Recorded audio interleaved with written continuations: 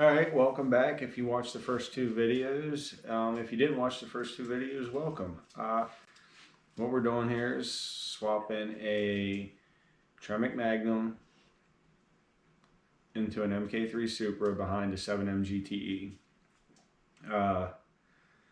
Just to recap real quick, parts needed were, we needed the 7M A340 bell housing, an adapter plate to go from the A340 bell housing to the T56 Magnum. We needed the Magnum itself, the shifter knob, drive shaft, pilot bearing, cross member, transmission mount, pigtails for the VSS sensor, reverse lockout, and reverse lights. Yeah, and a clutch. I think that's it. So in an earlier video, the R154 bell housing is thicker than the A340 bell housing by about 8 millimeters, and I just so happened to be tightening up the upper right hand bell housing bolt, and I bottomed it out.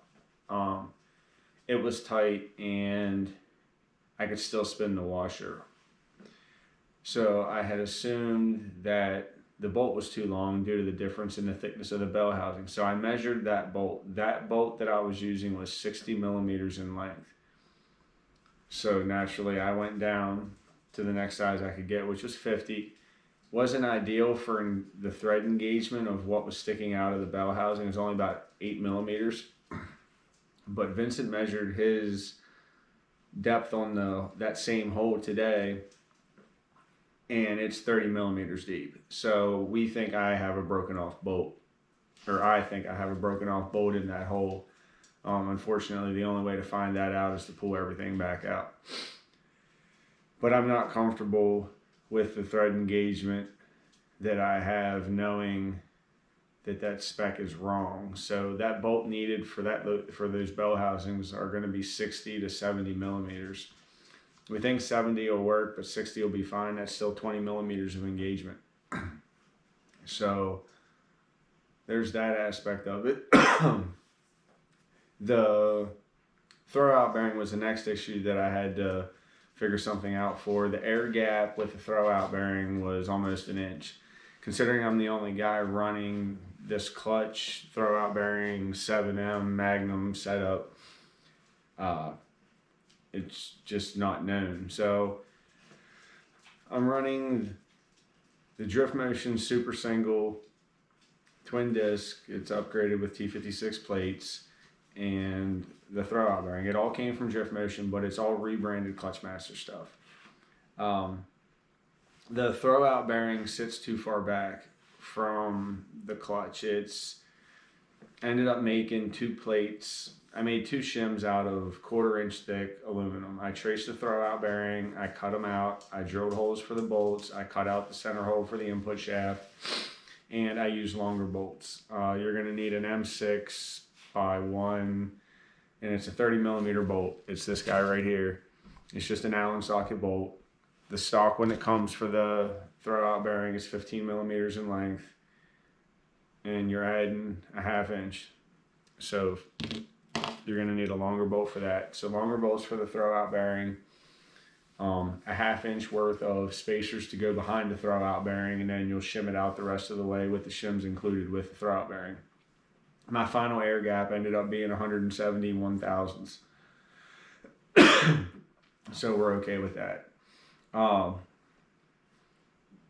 The clutch lines are fine.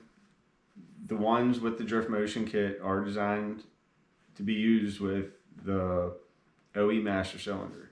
You don't need a pedal stop or none of that stuff. I had this clutch set up with the R154, so when I swapped everything over, I don't know if it made a difference or not, but I didn't need to change anything as far as my pedal. Everything was exactly where it needed to be. The next issue was the cross member that I got from Grannis. It kind of sucks.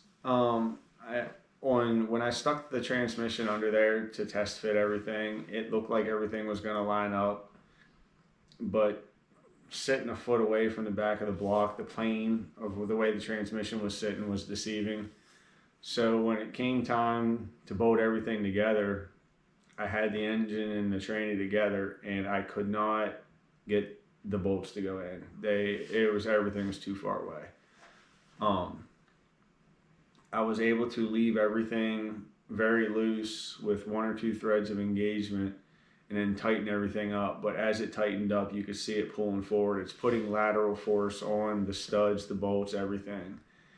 And the cross member itself, where it bolts to the chassis, actually hits the Magnum. It did for me. It didn't for the other guy that used the exact same mount. His didn't hit, but mine does. I talked to a couple other folks that are 2JZ Magnum MK3 swapped, and they also needed to make slight modifications to the cross member. I don't want to bash the guy because he supports the platform and he supports the car community.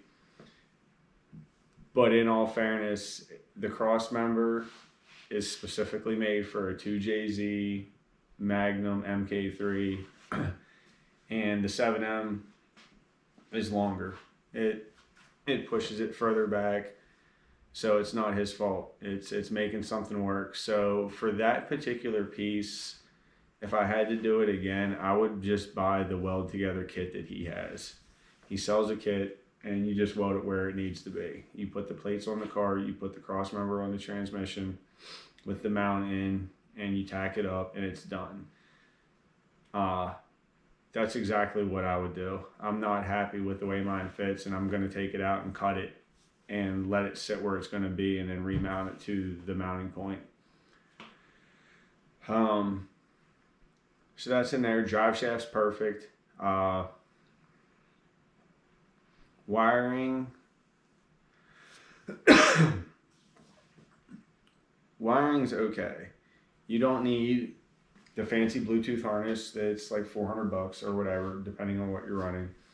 But the reverse lights, it's straightforward. It's 2 wires off the transmission for the sensor. It's 2 wires in the chassis. I guess depending on the year, your chassis color might be different. To figure that out, all I did was twist the wires together and put the car in reverse. My lights came on. I marked the wires, and then I made my connections the way they needed to be. That was done for that. The VSS sensor,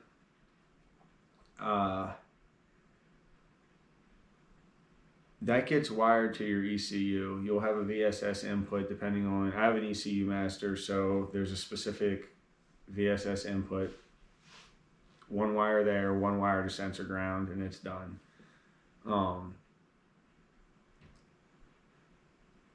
The reverse lockout, the way I wired mine is through a relay that's ground triggered off an auxiliary output of my ECU, and it functions when the ECU sees, I think it's 4 miles an hour or less, and it allows you to go over to reverse easier. You can push against the solenoid without it being enabled, but I read that it's not healthy for the transmission. I don't know anything about it. I just read that it's not the best way to use the transmission. So I would have it up and running if it's enabled, if you have it.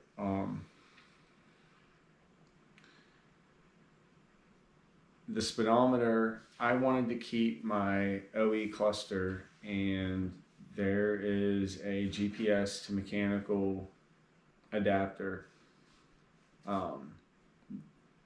Ward Racing has a video of a guy doing the modifications to the cable to make it where it plugs right into the back of the cluster. You don't have to use any of the OE speedometer cable whatsoever doing it that way. And I just saw that video for the first time this morning, actually. So that's exactly what I'm going to do. That video is very informative, and I'm not going to try to explain to you what somebody else is doing. You can look that up yourself. So as far as that goes, man, the car drives great. It shifts amazing. It's so buttery smooth. It's exactly what I wanted. It's the reason that I wanted to get away from the R154. It's the reason that I didn't go with a PGS gear set. I wanted that smooth shifting, and it's so nice. It drives nice. Its location in the cab it's fine. You don't notice it being further back. Its placement in the console is good. Cruising at 80 miles an hour, tacking 2,500 RPM in 6th gear was nice. So that was it, man. It's all wrapped up. She's all in there. Good spot. I was also able to get the BTI gauges in. So, and they're super nice. I really like them. I was really happy with those.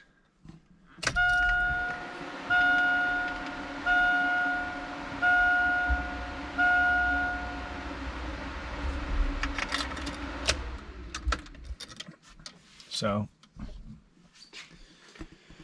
but again, thanks for following along, guys. And oh, there's Link. Say hi, Link. But there it is, and you know, hopefully this helps you along your way.